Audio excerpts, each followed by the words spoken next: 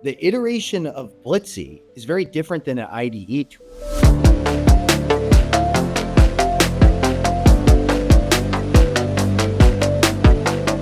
All right, hi everyone. It's Chris Harris from Blitzy, Chief Revenue Officer. I am here with one of our customers, incredibly fast-growing, exciting customer.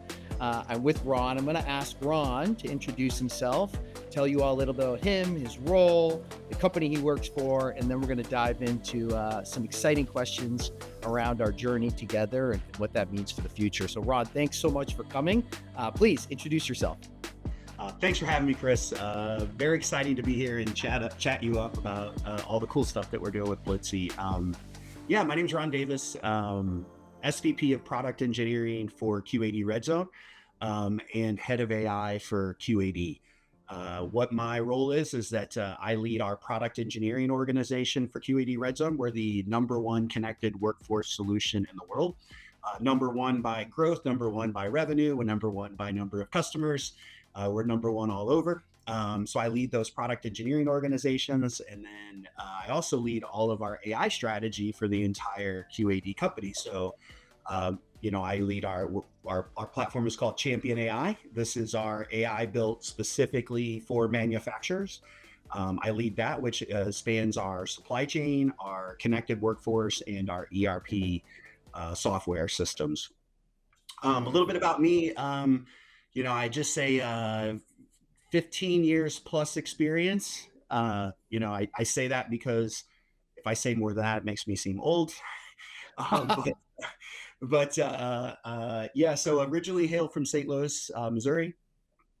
Worked in fintech, telecommunications, moved out to Silicon Valley, did the Valley thing for a while. And then about 7 years ago, moved out to Philadelphia. So now I'm living outside of Philly. Go Birds. Joined RedZone about, I guess, 5 years ago, roughly. QAD RedZone. QAD RedZone is our connected workforce solution. As I was saying, like directly, we are on the front line in manufacturing. Working on engaging, recognizing, and driving productivity engagement for workers inside of manufacturing, which I think is really important work, given the state of manufacturing in this country. But that's me. A little something about me. Great to be here, Chris. Thanks for having me. Yeah. So I think what I'd love to understand is, could you talk to me a little bit about the business challenge you are facing naturally based around engineering and code generation, right? That would be a great place to start. Yeah. Well, let me start talking about our business a little bit. RedZone was a 10-year-old company. We've been growing at 30% annually, plus 30 to 50% annually since our inception. We initially got our roots in small manufacturing plants. This is a place that's historically underserved. The type of manufacturers that we started with are like, everything you'll see in your grocery store, right? Like all the food and all this, some of the biggest manufacturers in the world and some of the smallest are all RedZone customers today. But we were growing so fast that, we're trying to get our architecture right, trying to keep the software right. And we wanted to spend less time on like technical problems and more time on like solving the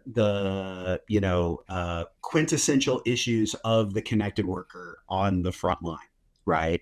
And so as we built the software, we took some decisions early on to sort of make that, to accelerate the business value and time to value that we would get for our customers, and we let other things go, right? And one of those things that we let go is that we never had support for multiple front-end platforms, right? Today, RedZone, or when RedZone was founded, it was only an iOS-based tool, right? So just iPads. If you walk into a RedZone factory, you'll see Apple TVs with like dashboards, and you'll see Apple devices all over the factory floor. Operators engaging with this type of stuff, maintenance teams, quality teams, learning, training teams, this sort of stuff. Well, we just used the Apple platform because it was so easy, right? Mm-hmm. But as our customers grew and our customers started to change, like as we began to get larger customers, more international customers, we're starting, we were going to Europe and China. And what we found is a lot of like the big industrial customers and high tech customers, they're just not down with Android. I'm sorry, down with Apple. We love it. It's a great product. Nothing wrong with it. It's just that they were more happy with like Android stuff. So, we came to this place where, at the time, our teams are growing so fast, but we came to this place where we had to figure out like how to basically take an application that we had built over 10 plus years, that is a deep enterprise application specifically for manufacturers, like a mobile app built for manufacturers, and try to take all of that and bring it to Android. And how fast our business was growing, like we had to do that like now. And so traditionally, I've been around, I'm long in the tooth, but what we would do is we'd hire a whole huge outsourced organization, probably in India. I'd have 200 engineers out there. I would have, the next 2 to 3 years of my life sitting on meetings, doing project planning and all of this sort of stuff, moving through this. And what happened is that when I met, when I heard of your product, right, I heard of you guys, and I was talking to our CEO and I said, hey, I could do it this traditional way, right, where I would normally do it, which we've all done it before, or I could just do this like new thing that may or may not work. But if it does, we could have this whole thing done in less than like a year, right? And the CEO was like, go for it, go for it. And so, when I first met you, I was very like, I was not a believer in it. And so right. That's how I got started with you guys. I hope that answers your question. No, it does. And it's everyone who hears this, that's going to resonate with. Like, everyone isn't a believer, but I think you said something that's important. I'm going to make a comment there, and then I'm going to ask you a follow-up question. Man, the power of being forward-leaning, even when you're not 100% certain, right? Like AI, this moment in time is happening so fast that you really need to test things and go for it. And there's a lot of FUD out there. A lot of people are marketing this. And what I told you is we will prove it to you. What I think is also important is a lot of this speculation with Blitzy is it's not just Blitzy, it's this new third category of like very large scale, large legacy code bases, batch building, not your iterative IDE approach, right? And so now we all know this is the category that's coming, using thousands of agents, the power of orchestration, but no folks haven't used it yet, right? Yep. And I think you said something that I think is so important, and that is you as a leader and your CEO as a leader being aware of what's coming and jumping on it. So a couple quick questions. Could you just confirm, like, you gave a little bit about some feedback on it, but like how the timeline, you said, how long would this traditionally take, a project like this? It would have taken at least 2 years and probably 200 engineers, right? I mean, You're talking about a deep enterprise application. This is not like just some simple little mobile app, right? This is a very large application, very complex. I mean, think about it. We're dealing with manufacturing, right? And this is not like, there's real human beings at the end of this device using the knowledge and the insights and managing their processes. If we do it wrong, there's lives at stake, right? If somebody's in a machine cleaning it and somebody turns on the machine, this is real people, right? So this is real software, not, I like to say, we're not like, chat botting or something like that, or making fun images. That's all cool and all. I think it's right. But like, we're trying to solve like real problems here that have real implication. I would just also like to say real quick, you said something, Chris, and I really want to harp on it for a second. When we did the POC with you guys, like, you didn't just do the POC, you crushed the POC. Like, it was, and just for everybody listening, it's like, we have our main iOS app, which is like our big app, but we have a second app I was saying before, that's our Apple TV app. And you and your team were like, hey, Ron, as the POC, we're going to convert your whole iOS app. Literally, you converted an entire app as part of a proof of value, right? And I was just blown away by that. I was like, what I mean, what more evidence would I need that this thing actually works other than you just did it for a big part of my bit, real outcomes, not just code, right? Like a real product that works type of It's thing. so important, especially like everyone is marketing large scale, but the proof is in the pudding. Another question for you. The other thing that's really unique about Blitzy, I said this, is it's different. And Ryan and your team went through this, right? Like I always say when I'm first speaking with folks, is yes, we are the first enterprise grade B2B platform that does massive batch building in terms of code generation. And because we are, that means it's very different, right? And there's change management. You're not iterating with an IDE. It's very different than Cursor, but the results are very different. Can you maybe talk a little bit about how the change management and getting used to that happened within QAD? Because at first, I mean, let's call a spade. At first, people's reaction is like, wait a minute, hold on here. Right. But that time invested in the beginning, when done right, it just accelerates development velocity. But I'd love to hear that from you as a leader. Yeah, like such a great question. So, I think it's very like Orwellian or whatever, but it's like if you don't have the vocabulary to actually explain a thought or idea, you end up a lot of times it's really difficult to think about it, right? Right. And so when we met Blitzy, like because I guess we've been working together now for like 6 months, a year, roughly, right? And we first met you guys, and we didn't have the words to explain what you did. Even we were like, "What is this thing? Is it even a thing? Like, what is this? It says it does this, but I don't understand it." And so we kind of had to get our heads wrapped around, like, and with your guidance, I think we've really started to flush this out, and even going forward, flush it out more. But you really have to start thinking about how your SDLC changes. Like what I learned in the process is it's like, hey, our SDLC is really becoming like an AI DLC, right? If you will, right? And it's an AI native, an agentic SDLC. It's an agentic SDLC, right? And when I started to get the words for it, I was like, okay. And then I would talk to people and they go, but we have Cursor. And I was like, oh, but we use that too.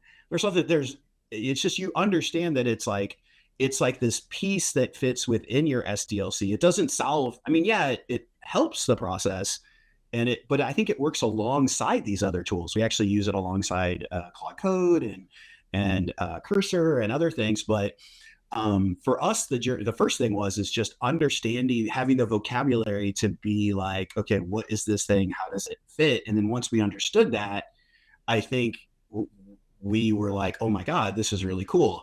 And then what happened is that we have to understand how we had to think differently, right? About how we did the code process. And we spent a lot of time in prompting and all of that. And honestly, it's like, one thing I thought was really cool about Blitzy is that I always talk about how people start to use AI. It's like you first start, like people like, well, ask it to write an email or something for it. And then they start try to Google it first, right? Right. And then, And then I talk about this like advanced place of how you use AI. And I always use, the first place I ever saw that was with Blitzy, right? Where it's like, you're building instruction sets, right? To how to build the code before you actually build it. And that whole process and learning that and getting good at it, I mean, it was a ramp up, right? It took us some time to figure it out, right? And we learned like, okay, AI is good at this and it's not good at that, right? And where's that? And you said it, Chris, early on. It's like you can push it, you can take it so far, but at some point it just kind of falls off a cliff, right? And so Blitzy did that great job of pushing it as far as it could, and then allowing our engineers to just wrap it up, right? Tidy it up with Claude and those types of tools. So yeah, big learning journey for us. And it's really caused us, working with you guys has caused us to really rethink our SDLC, right? To think about, okay, it's not just about giving people Cursor, and that's cool. Don't get me wrong. Cursor is awesome. But that's just part of the story, right? I think Blitzy is, I mean, you guys are just out ahead of everything, to be honest with you. Yeah, man, you're making so many good points. So like, as the CRO of Blitzy, all I do is go from customer to customer working with their leaders. right? Whether it's CTO, CIO, SVP, product engineering, people just like yourself. And this is the conversation: is what does the future of an agentic SDLC look like? But I think like at the same time, I'm always having expectation setting questions where it's exactly what you said. This is different, and there's going to be a learning curve. It is take one step back in the form of time, right? In the form of some time to take massive leaps forward, right? And there's learning that goes into it. But what I've learned is, well, I guess what Blitzy has learned, and the reason we can really say this is because the second biggest team at Blitzy now is engineering. Of course, the first is our operational deployment team. It is by far the second biggest team in the whole company. Those are like the people you worked with, like Nick, this huge team, right? And we're learning because we are lucky that we get to work with all the most forward-leaning companies who are actually doing this. So we see change management when it's most successful. And we see leaders like yourself being forward-leaning and taking the time to embrace it and learning that new way of work. Ron, how, now that your folks, like we've been talking about roadmap, there's just all these exciting new opportunities. How is Blitzy with Cursor, your new agentic stack that you have, how are you thinking about the future and how you can ship 3 to 5x faster and what that means for QAD in your industry? Like from a leader's perspective, how are you and your CEO thinking about that? Yeah, gosh. So God, let me throw so much out there. Like first and foremost, Please. It's like once we have fully converted our application to Android, I mean, this is literally unlocking Europe for us, right? I mean, this is an entire markets that are becoming unlocked. So when I think about this, it's interesting, like as a product engineering person, right? Like what's cool is it's like there's a level of engineering that's becoming more and more abstract, right? Like it's like there's abstraction layers. Like I'm not so much thinking about code as much as I'm thinking about product.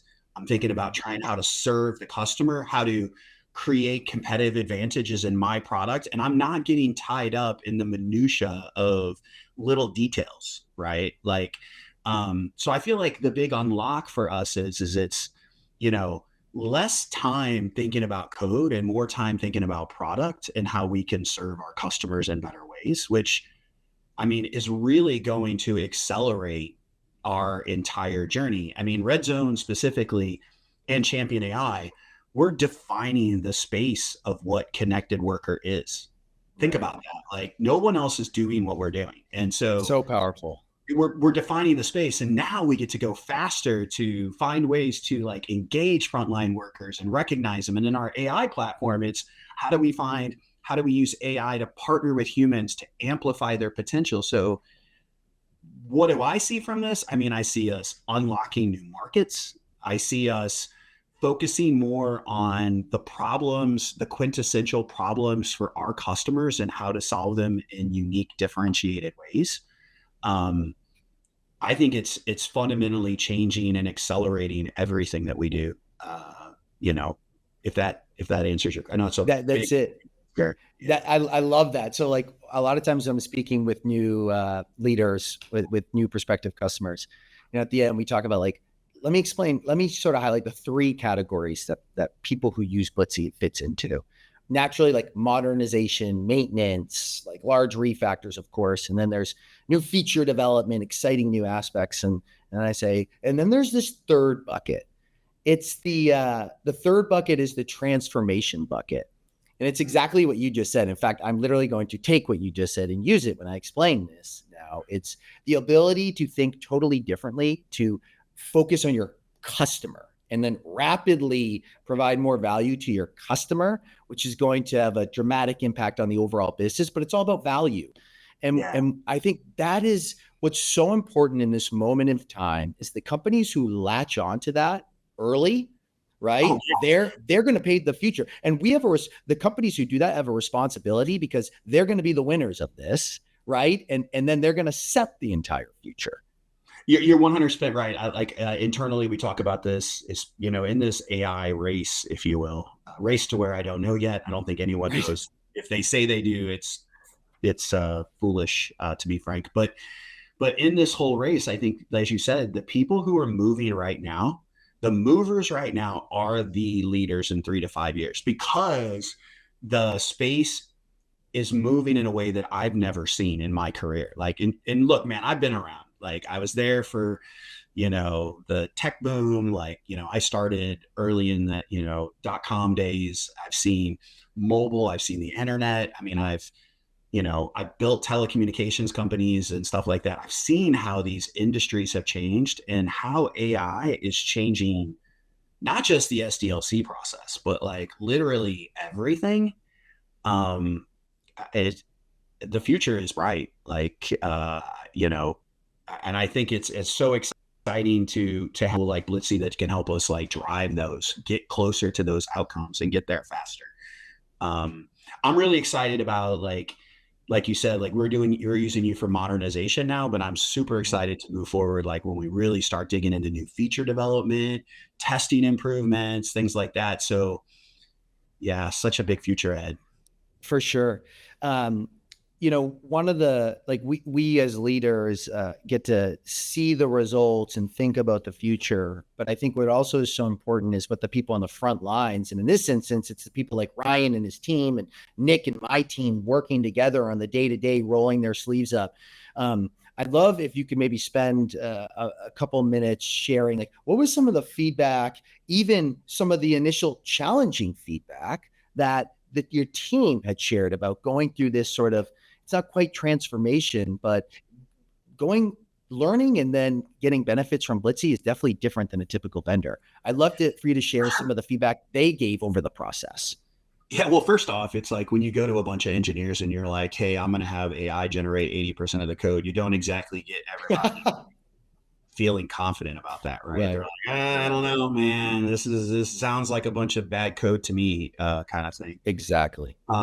Fortunately for me, Ryan May, my head of my VP of delivery, Ryan's a very systematic guy. He's a very organized guy, and he's such a great leader for our engineering organization that Ryan really led this in, right? And I went to Ryan. I said, hey, I got this crazy idea.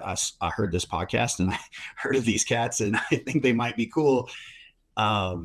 He, instead of shaking away from that, Ryan ran at it. And once we started going at it, like I said before, it's like we don't really have the vocabulary to understand what it is. So there's like that first leap that you kind of have to understand what it is. And then once you get into the tool, what we started to learn initially is that we weren't very good at prompting in short. Right. We had a code set that we had generated that turned out being like 10x the size of the current code set. Right. And we were like, wait, we've done some stuff wrong here. Right. And then there was this iterative process of training training Blitzy how to like what we wanted to do, what we wanted not to do, things we wanted to avoid. One thing for us, and I still believe this today is like, early on we had Blitzy like generate all of our testing, all of our unit tests. Right. We kind of moved away from that. Right. In the beginning. Right. And the way we did it is that I thought, well, if the code is 80%, if Blitzy hits the 80% number, 5x, right, that means that unit tests that are built on 80% completed code is going to be way less than 80% accurate, right? It's just statistics, right?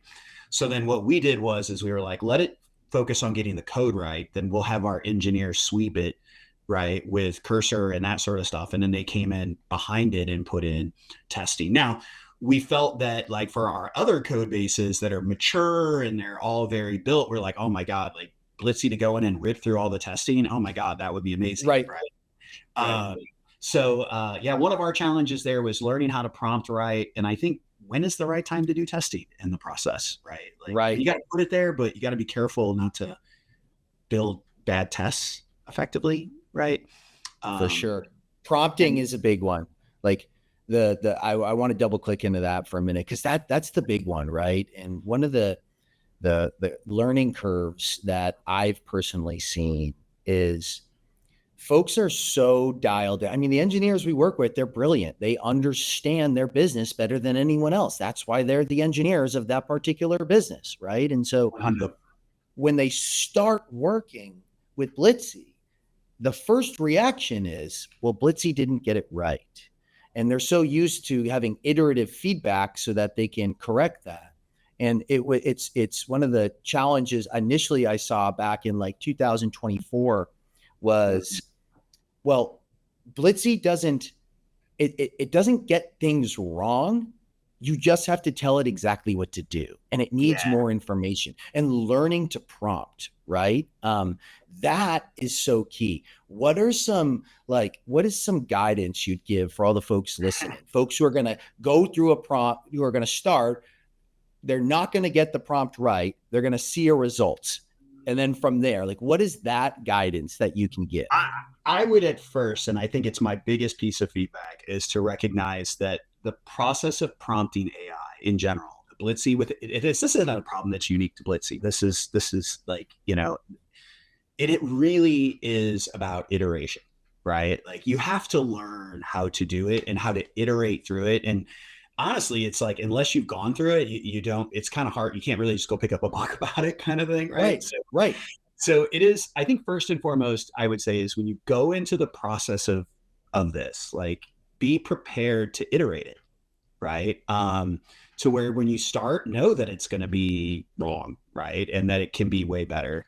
But do know that like, as you go through the process, like right now, like as we continue to convert more pieces of our code base, our success rates continue to get higher and higher because the prompting we've done in the past informs the prompting in the future. And then it's like things get better and better as they go. I think you got to kind of go over that hump, right, with it. So I think that's the first thing, like, don't be spooked. And it's so different. Yeah, it's so different. You got to kind of get over that hump first, I think is the big piece, because you almost lost us there, right? And then, but you were there and you were like, look, guys, this is normal. Right. And we were like, oh, okay. So you talked us down the path. But then when we did it, it was even the second time, like when we had done it, that second conversion we did of the code base, we saw it and we were like, here it is. Like we saw it. Like the engineers were like, yeah, we did a quick scrape off like you said, I think you called it scraping off the cruff on the top. Mm-hmm. We scraped off that cruff, and within a matter of like a day or two, we had the code up and running, and it needed rounding off, but fortunately we got over that hump. So that's my big piece of advice. Get over the hump. You have to. Well, so the thing with us is like, and we set this expectation now so early and often, is the only way folks are going to learn is to go through that experience. It's funny. You said you have to iterate. Like the iteration of Blitzy is very different than an IDE tool. It's iterating at the prompt level. Yeah. Right. But when you do that, and this is why it's so important to connect with leaders, right? Because leaders see the big picture, and the big picture is you're investing a little bit more time in this in the beginning to get dramatic results at the end. So I think that's great feedback. That's fantastic feedback. So, Ron, how are you thinking? You talked a little bit about this, but now that Blitzy, we're QAD, we're on a roll here, the power has been unlocked. Like, what do you think is the most exciting part of the future and how you're looking at it?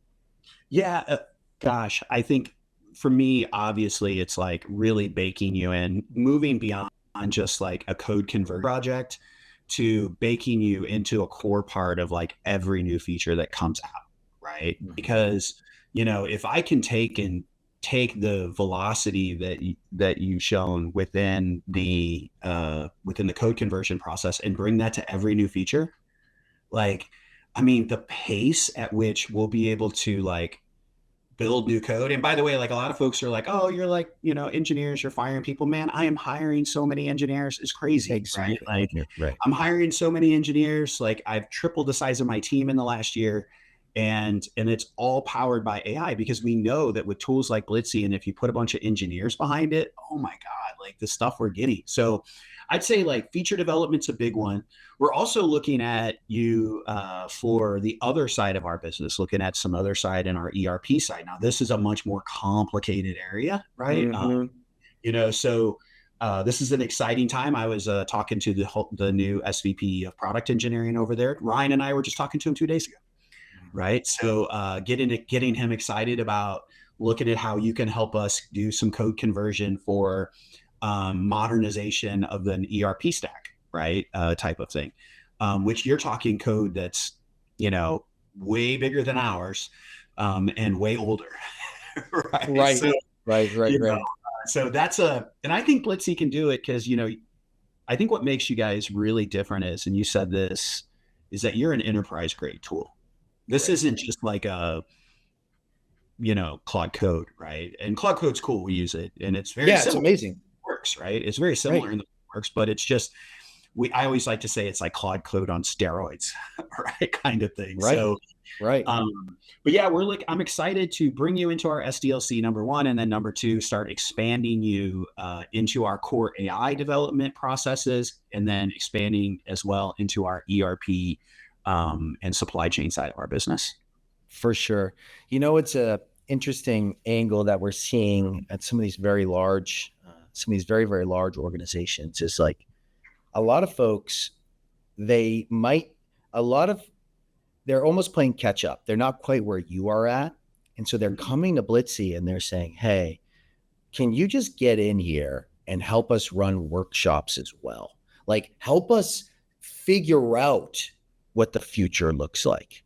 One of the things that's been really interesting is because like we use all the foundational LLMs, like thousands and thousands of agents, and we have hundreds and hundreds, if not thousands and thousands of Blitzy prompts going all the time with those agents. We really understand how to best use the foundationals and how to prompt them because they're changing often. And that's one of the benefits of Blitzy is we incorporate all of those changes and the best practices into the platform. So you don't necessarily have to, right? And so what I'm seeing a lot of is, hey, can you guide us almost like a Blitzy Code Gen AI McKinsey? Come in here, guide us, help us figure out what the agentic workflows are. I think that's one of the reasons why the operational deployment team has grown so much, why people like Nick, who you work with, have become so valuable to us. Because I think that's also one of the reasons why you and QAD are in such a great position, because you invested and did this stuff a while ago, which is great. But that's been another interesting angle. I would say that, yeah, please. I was going to add to this. Actually, I love what you're talking about. Here's why. So let's say that AI does all the things that people say AI is going to do, right? I think what you're going to get to pretty quick is like, technology is less and less of a differentiator of a system, and it becomes, and when that happens, it ends up being about people, right? Because that's what's left. And I think that the combination of like software and services as a thing is a very powerful thing. And the reason it's powerful is not from like an implementation perspective. Like implementation services are kind of, that implementation should be free, right? It should just work. But what you did as a team, and I think where I think you might be going, that I think you really should consider if you're not, is it has to do about ensuring that customers get the outcomes that they're looking for. That's what it's about. So what you might find is like you may go into some engineering organizations that are very mature, they get it, they know what they're doing. And when you go in them, you might get 90% code conversion, versus you go into people who really don't know what's going on, or they're new, or they're smaller, or that kind of stuff, and they only get 40%. I think when you add services to this, like you can take the things that people do when they're at the 90% conversion, you can make sure that the people at the downstream people get that 90%. You can make sure it happens, and then get them to their outcomes. And then as you build I think that services organization is what what shows the value of the product. If you go to RedZone's website, and I encourage anyone in manufacturing to do so, it's like we have our coaching. At the end of it, you'll go to our website and you see plant after plant after plant holding up signs about their uplifts and all the outcomes they got. And I'm going to tell you this as the guy who runs engineering, it's not just the software that does that. Those signs are held up by those services organization. They help my software where it lacks. They provide that, human to human interaction, which is truly like our relationship, Chris, is truly like that partnership. That's one of the main reasons I like you guys, because it's a partnership relationship. Right. It's not like you dropped off some software, you bugged out kind of thing, right? Like, so point is that I think your focus on services is the right one. And I think a focus on, you go into people and ensuring that everyone gets 90%, 80, 90%. If you can do that at the, 90th percentile, that in itself that's what will always make your business different and unique and perform. Like, cause I'm telling you, in the end, the only thing is left is outcomes. That's it, man. That's so good. And I couldn't agree more. That's how we're building this company. I think that's a fantastic way to end this, Ron. I can hear both of our meeting alerts going off for next meetings and everything, but this has been an absolute pleasure. I specifically told the team hey, I remember the first conversation I had with Ron. I want to do a talk like this about him because I remember how jazzed you got me, right? Earlier on. And I thought this would be so great for everyone else who's evaluating Blitzy, but not just that, who's looking to build out an agentic SDLC. So thank you so much, Ron. We're super excited to continue working with you and to continue learning from you, because you're absolutely right. It's a true partnership. I appreciate it. Yeah. Thank you, Chris. And truly thanks to you and the entire Blitzy team.